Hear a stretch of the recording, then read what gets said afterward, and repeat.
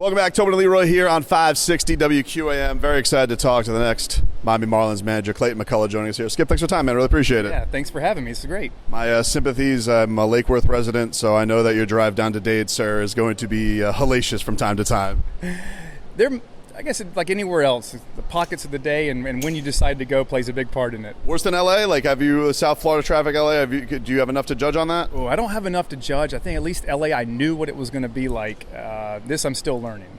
What is it like as a dad, man? It's got to be so cool seeing your kids around. I'm sure your son looks like a baseball nut, like throwing the ball around. Like, does it like comprehend to them that, hey, dad got the big job now?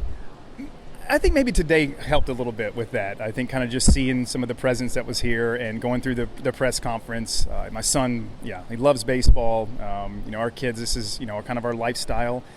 So very exciting to have my folks here as well join and be a part of this is great. So he's a big fan now, and you get a chance to see him around the ballpark a lot.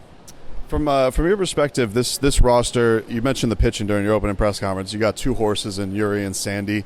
How much did you hate going against those guys when you went against them? Yeah, you always remember, you knew, like, you'd forecast, you'd see the upcoming rotation, and like, it was going to be a real dogfight to try to score runs. And this game now, winning is run prevention, and it's pitching, it's playing solid defense. So we have a great start there. We'll get some guys back healthy and have guys continue to take the next steps. So that part, that's a really great place for anybody that want to start.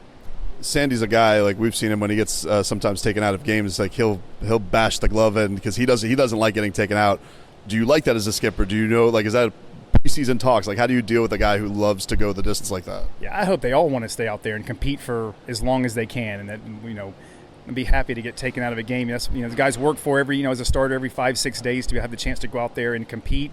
So that part, guys that have that kind of competitive fire and that will to want to win and never come out. I love that.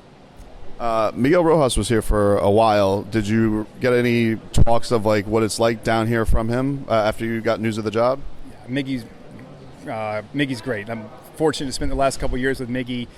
He loved his time here. He spent a lot of time in this organization, and as we he texted me some and was pulling for me and congratulated me, and so I'm sure we'll have further conversations as we go, but he was excited about this for me. When did this come on your radar? Because you're obviously fighting for the big prize and things like that, but it's got to be a huge personal goal, I imagine, being a baseball lifer like you. So was it tough to compartmentalize it all during the run? It was. I mean, you're like, some of these opportunities come about, it's like during that time, in the postseason.